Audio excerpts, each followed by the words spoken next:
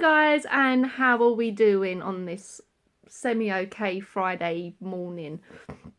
So today's video is the Q&A that I asked you guys to send me your questions. I've got a couple. I think I've got about 5 questions. So thank you to those 5 people that emailed me or sent me on Facebook their questions. Some of them are a bit like, okay, easy enough to answer. Some of them are, a couple of them are sort of like a bit way out there. Way out there. If you're watching this, you know who you are.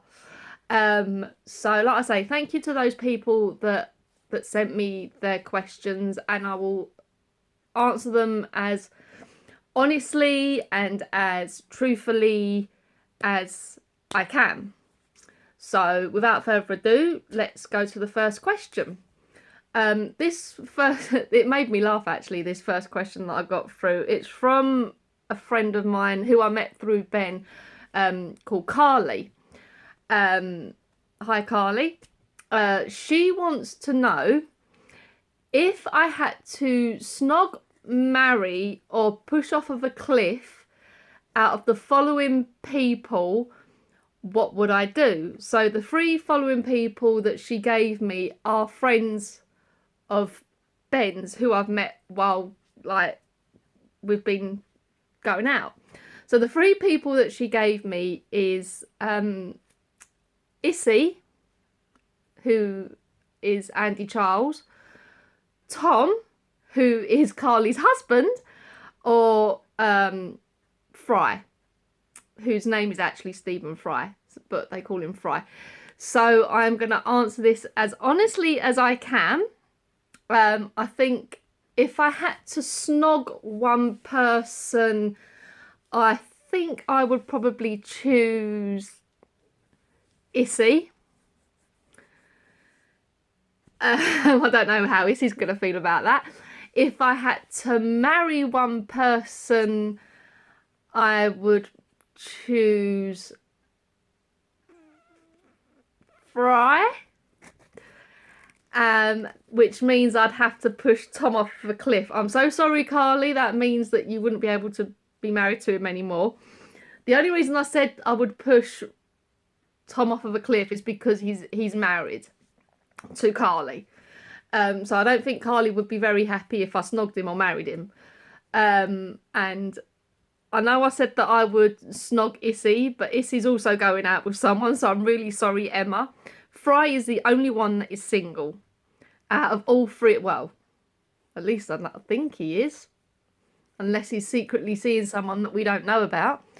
But as far as I know, Fry is the only person that is single out of those 3. So yeah, I would marry Fry. So thank you, Carly, for the question. I hope that has answered what you want to know. I don't want to upset you by saying that I'd push Tom off of a cliff, but I wouldn't snog him and I wouldn't marry him. So thank you for your question. The next question that came through is from my friend Beverly. This one, when I read it, I was just like, are you serious? Like, are you serious? Just get your head around this question. She asks, if there was a zombie apocalypse or any other major world disaster that caused all governments to collapse, cities to fall, and life as we know it to change drastically, where would I go? Who would I take with me, and how would I survive? How am I supposed to answer that question? It's like, okay, where would I go? I mean, the question says if all governments were to collapse and cities were to fall. Oh, is this like a whole world I can't even say it, apocalypse? Or are we just talking about London? Because if it's a world zombie apocalypse, then if I had to choose to go somewhere, there wouldn't really sort of be anywhere left to go if all zombies were all over the world. So If I had to choose somewhere, then I'd probably go somewhere on the other side of the world, like Australia or, you know, New Zealand or somewhere way out where there's like, I don't know, Richard Branson's island, for instance. I'd obviously take Ben. That goes without saying. I'd take Ben. And what would I take with me to survive? Food and drink, obviously. You'd have to find somewhere that was still, I don't know, open, still standing, that was selling food and drink. I'd obviously have to somehow take my phone because that's got all my music on it. Other than that, I think that's probably it. But when I saw the question come up on my Facebook, I was like, oh my God, what a way out kind of question is that? I've never been faced with a zombie apocalypse, so I don't know how I would survive. So I'm really sorry, Beverly, if that answer to that question was a bit like way out there. But like I say, I've never faced a zombie apocalypse, so I wouldn't really sort of know how to deal with it. But thank you for your question anyway. The next question is from Tom, who is Carly's husband, who asked me the first question. So Tom basically just asked, is it down to a man of the relationship to pop the question, or is it okay for the girl to ask? Now, I'm old-fashioned. I think a bloke should ask a bird to marry him, but 2016 is a leap year. That means we get to ask. So every year when there's a leap year, women get to ask. And I keep saying to Ben, oh, I'm going to pop the question because we can do it this year. And he just looks at me as if saying, no, you ain't. No, you ain't. So, I mean, ideally, I think a bloke should ask a bird to marry him. But I don't think there's anything wrong with a lady asking a man. Not at all. If she feels that it's right, like how a bloke would feel it is right, then why not? Why not? It's entirely up to that person. Entirely up to that person. And then if they get rejected, they're going to feel like crap. So, thank you, Tom, for your question. I hope that's answered it. I don't know what you're trying to insinuate there, but you're married, so if you're referring to me and Ben, it's not going to happen anytime soon, babe. I'm sorry. But thank you for your question. The next question that came through, was from a girl that used to live on my road called Lisa. She used to live across the road from me, and she asks, are you superstitious? And if so, what are you most superstitious about? So you get the ones where, you know, don't walk under a ladder. You know, if you break a mirror, then that's 7 years bad luck. Don't walk on 3 drains.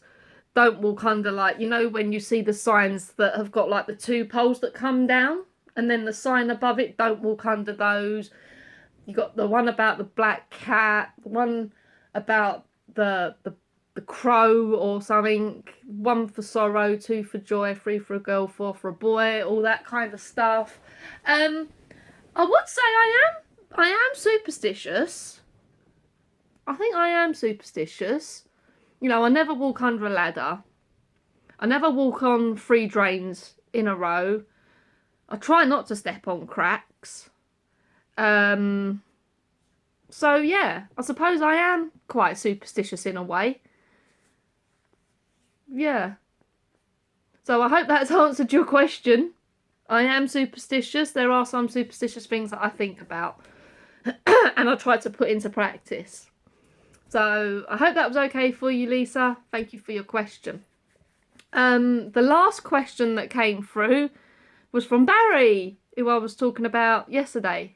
Or was it the day before? Might have been the day before. The life and soul of the party at IKEA. Now, if anybody was going to ask this question, then we all know it's going to be Barry. He knows me so well. So he's basically put, what is your favourite Beatles album and why? Now, I can't answer that because I am, as everybody knows, or everybody that knows me personally, everybody who knows me personally knows that I am the world's biggest Beatles fan. I have all their CDs, I have, you know, pictures on my wall, I have a Beatles tattoo on my back, I named my car, when I had him, I named him Lennon. I am the world's biggest Beatles fan. So when I get questions asked me like, what's your favourite Beatles song? What's your favourite Beatles album? I just simply, I can't answer it because I have too many. I have too many. You know, thinking about what is your favourite Beatles album? You know, Abbey Road's a good album. Sgt. Pepper's a good album. The White Album is a good album. You know, there are so many good songs like on those albums that it's just too hard to choose. It's just far too hard to choose. You know, if they'd done an album of songs that were like B-sides, then maybe. I know I've got the album where it was all the Beatles number ones, and that is a brilliant album. It is such a good album because it's got all their number one songs on it, and they had a few. Let's be honest, they had a few. So I'll probably say that was my favourite album, the one album, because it's got every single number one song that they had on it. Obviously, you've got songs like Helter Skelter and that aren't on there. I'll probably say Helter Skelter is probably one of my favourite songs, but I'm gonna go with the one album as being my favourite Beatles album because, like I say, every single Beatles number one song is on that album. So yeah, so I hope that's answered your question, Barry. Thank you very much for that. So unfortunately that brings it to an end. Like I say, that I only had a few questions. Also, I done my New Year's shout out video a couple of days ago, and when I finished the video and was uploading it, Ben's mum actually messaged me on Facebook saying, oh, I'll have a shout out, but I'd actually finished the video and was uploading it at the time. So this is a 2016 shout out to Ben's mum, Marie. I also want to shout out to his sister Kelly and her family. I also want to shout out to Maria, who lives down in Worthing, and her daughter Jess as well. I'm hoping to see you soon. So yeah. So that, like I say, that's the end of today's video. If anybody has got any suggestions on what kind of video they want me to do, then by all means message me. But until then, I'm going to go. Because my friend's going to be popping around soon. And I don't want her standing outside while I'm filming this. So I don't want to leave her standing on the doorstep. So yeah, get your suggestions into me on what kind of video you want me to do.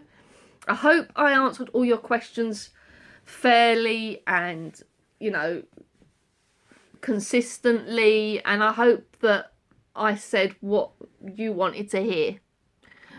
So until next time,